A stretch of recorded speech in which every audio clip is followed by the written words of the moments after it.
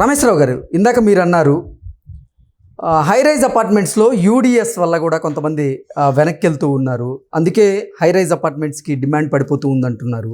అసలు యూడిఎస్ అంటే ఏంటి? అంటే వెనక్కి వెళ్తున్నాను కానీ చాలామంది కన్ఫ్యూషన్లోకి వెళ్ళిపోతున్నారు. ఇప్పుడు యూడిఎస్ అనేది ఏంటంటే, ఇప్పుడు మన ఇండిపెండెంట్ హౌస్ ఉందనుకోండి, ల్యాండ్ మీదే, భూమి మీదే, కన్స్ట్రక్షన్ మీదే, అందులో ప్రతి పార్ట్ మీదే. అపార్ట్మెంట్ అట్లా కాదు. ఎందుకంటే ఒక ఎకరంలో 30 ఫ్లోర్లు కొట్టాడు అనుకోండి, ఎవరికి ఎంత ఇస్తాడు ల్యాండ్? బట్ వాల్యూ ఎప్పుడైనా ల్యాండ్కి ఉండేది. రేపు బిల్డింగ్ ఎప్పుడైనా 30, 40, 50 సంవత్సరాలకి కూలగొట్టాలి. కూలినప్పుడు మరి ఇది మిగిలేదు ఏంటి? ఏ బేసిస్లో మిగులుతారు? అందుకని యూడిఎస్ అని పెట్టారు. సో రిజిస్ట్రేషన్ కొంతమంది చేసినప్పుడు ఫస్ట్ యూడిఎస్ ల్యాండ్ చేస్తారు, తర్వాత కన్స్ట్రక్షన్ అయిపోయిన తర్వాత మొత్తానికి చేస్తారు. అసలు ఈ యూడిఎస్ కింద ఏమేమి వస్తాయి? ఒక client undivided share value of land. ఇప్పుడు క్లయింట్ కొనుక్కునేటప్పుడు ఎస్పెషల్లీ ఫ్లాట్లో, విల్లాకి, ఇండిపెండెంట్ హౌస్కి అక్కర్లేదు, ల్యాండ్ మీదే ఉంటుంది. 500 గజాలు అన్నా మీదే అవుతుంది. అపార్ట్మెంట్స్లో ఏమవుతుందంటే తక్కువ జాగాలో ఎక్కువ మంది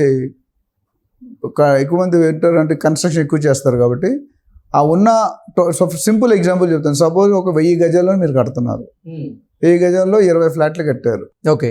లేదా 40 ఫ్లాట్లు, డిపెండింగ్ ఆన్ ద సైజ్. చిన్న సైజ్ అయితే 40 కట్టారు అనుకోండి.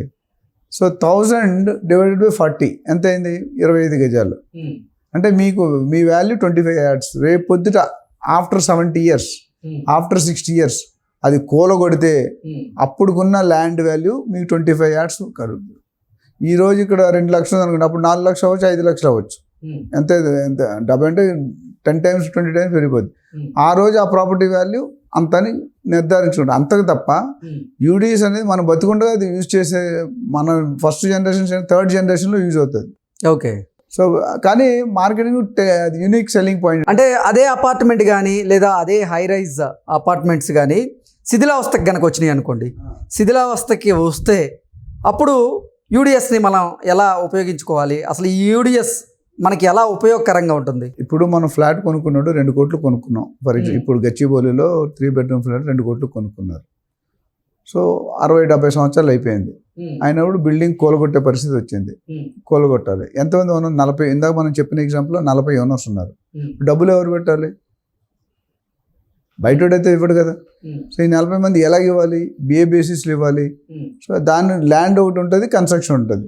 ఈ land part already 25 square yards అని మనం పెట్టేసాం. అది ఇంకా మరి 100 ఫ్లోర్లకి అయితే మీకు 10 గజాలే వస్తుంది.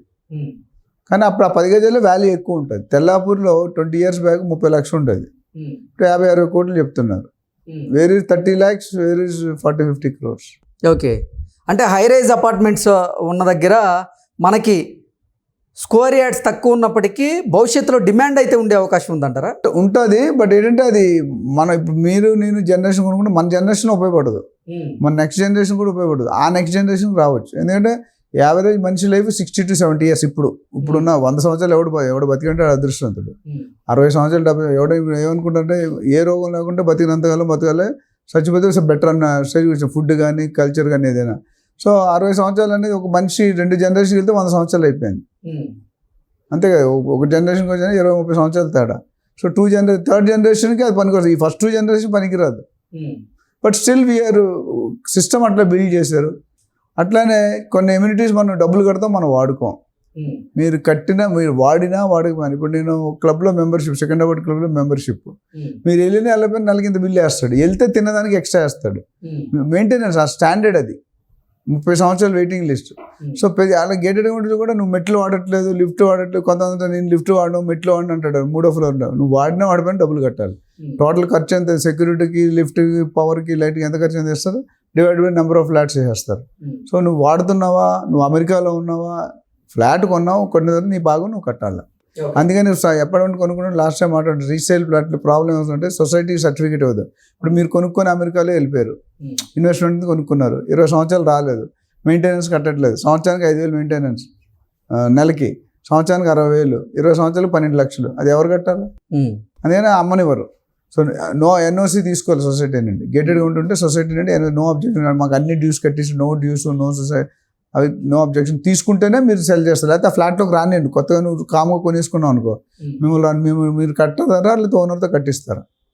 అందుకని సేల్ డీడ్లో ఎప్పుడో క్లాజ్ ఉంటుంది ఏంటంటే, ఇన్ ఫ్యూచర్ పాత అప్పులు హ్యాండ్ లోన్ లేదా డ్యూస్ బకాయిలు కానీ లైమ్ లైట్లోకి వస్తే కనుక మీ ఓనర్ కట్టాలని రాయించుకుంటారు, ఎస్పెషల్లీ రీసేల్ ఫ్లాట్లో. ఓకే, సో యూడిఎస్ అనేది ఇంపార్టెంట్ ఫ్యాక్టరు. కాకపోతే దాని యూసేజ్ అనేది మీరు అన్నట్టు మనం ప్రజెంట్లీ వాడుకోలేం. పేపర్ మీద పెట్టుకోవడానికే, ఓకే, పేపర్ మీద పెట్టుకొని మనం సెల్ఫ్ సాటిస్ఫై, నాకు ఇన్ని గజాలు ఉంది. ఇప్పుడు బంజారా హిల్స్ ఎవరికైనా 100 గజాలు యూడిఎస్ ఉంది అనుకోండి. ఇప్పుడు కొన్ని ఇండిపెండెంట్ హౌస్ 3 ఫ్లాట్లు కట్టారు. ఒక ఫ్లాట్ నేను తీసుకున్న ఒక ఫ్లాట్ 100 గజాలు వచ్చింది. 100 గజాలు అంటే ఈరోజు మార్కెట్ రేట్ 2.5 లక్షలు 3 లక్షలు ఉంది. సో 100 గజాలు అంటే ఇంటూ 3 లక్షలు 2.5 లక్షలు వేసుకుంటాడు, అంటే 2.5 కోట్లు. అంతవరకే, అది మీరు ఇరగొట్టి వాడుకోలేరు. But the system government is allowing, builder ఒక సిస్టమ్ డిజైన్ చేసి ఆ సిస్టమ్ బట్టి పోతున్నారు. ఒకవేళ ఈ హై రైజ్ అపార్ట్మెంట్స్ కనుక శిథిలావస్థకు కనుక వస్తే అప్పుడు నాకు దీంట్లో వద్దు, నేను అమ్ముకొని వెళ్ళిపోవాలి, నాకు దీంట్లో వచ్చినటువంటి ఒక 20 గజాల స్థలమో లేకపోతే 40 గజాల స్థలాన్ని నేను అమ్ముకొని వెళ్ళిపోవాలనుకుంటే పరిస్థితి ఎలా ఉంటుంది, ప్రాసెస్ ఏంటి? అంటే మామూలుగా ఎలా వెళ్తే అదే రేట్ ఉంటుంది. ఎందుకంటే ఫస్ట్ అసలు 200 మంది ఉన్నారు అనుకోండి ఆ ఏరియాలో, అపార్ట్మెంట్ 200 ఫ్లాట్లు ఉన్నాయి. 200 మైండ్స్ ఉంటాయి. ఒకడు ఒప్పుకుంటాడు, ఒకడు ఒప్పుకోడు. అందరూ ఒప్పుకొని సంతకాలు పెడితేనే అది ఎరగొట్టడానికి అవుతుంది. 200 మందిలో 20 మంది 10 మంది ఒప్పుకోకపోయినా ఎరగొట్టలేరు, వాడు కోర్టుకి వెళ్తాడు. అది ఆ రిస్క్ ఆల్వేస్ ఉంది. కామన్ ప్రాపర్టీలో ఇప్పుడు అన్నదమ్ములు కూడా అదే గొడవలు వస్తున్నాయి కదా. కామన్ ప్రాపర్టీలో ఏంటంటే మీకు సపరేట్ రైట్స్ ఉండవు, ఓకే, కేవలం నివసించడానికి 60 సంవత్సరాలు మాత్రమే పనికి వస్తుంది తప్పితే తర్వాత దాన్ని నువ్వు అమ్ముకోవాలనుకున్నా అమ్ముకోలేవు. అందరి పర్మిషన్ ఉంటే తప్పితే అది అమ్మ పరిస్థితి అయితే ఉండదంట. సంతకాలు బంజారాలో ఒక ప్రాపర్టీ డీల్ చేసాను రోడ్ నెంబర్ 3లో. దాదాపు 40 అపార్ట్మెంట్స్ ఉన్నాయి. 40లో 15 మంది సైన్ చేయని అన్నారు. అది ఎప్పుడు ఓడిపోతే తెలియదు బిల్డింగ్. అలా ఇప్పుడు నాకు 20 గజాలు ఉందనుకోండి, ఆ 20 గజాలు నేను నా పక్కన వాళ్ళకో లేకపోతే అమ్ముకోవచ్చు. అక్కడ ఉన్న రేట్ బట్టి డిసైడ్ చేసుకుని అమ్ముకోవచ్చు. అంటే ఫ్లాటే అమ్ముతారు, మీరు 20 గజాలు అని చెప్పరు, ఫ్లాటే అమ్ముతారు. వర్కింగ్ కండిషన్ 20 years ఓల్డ్ ఫ్లాట్కి ఎప్పుడు 15 సంవత్సరాల తర్వాత వాల్యూ పడిపోతుంటుంది. సో మిగిలిన కొనేది ఎప్పుడు కూడా ల్యాండ్ వాల్యూ.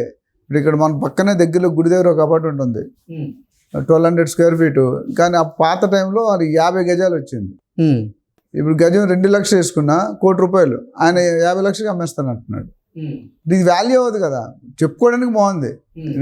ఎవరిస్తారు 2 లక్షలు, నువ్వు అమ్మడానికే లేదు. కానీ బయర్కి అమ్మేవాడు ఏం చెప్తాడు, నీకు 50 లక్షలకి ఇచ్చేస్తాను, యాక్చువల్లీ దీనికి విలువ ₹1 కోటి. అదొక యూసేజ్. సో చెట్టు పేరు చెప్పి కాయలు అమ్ముకోవడం. ఓకే అండి, thank you so much. Right.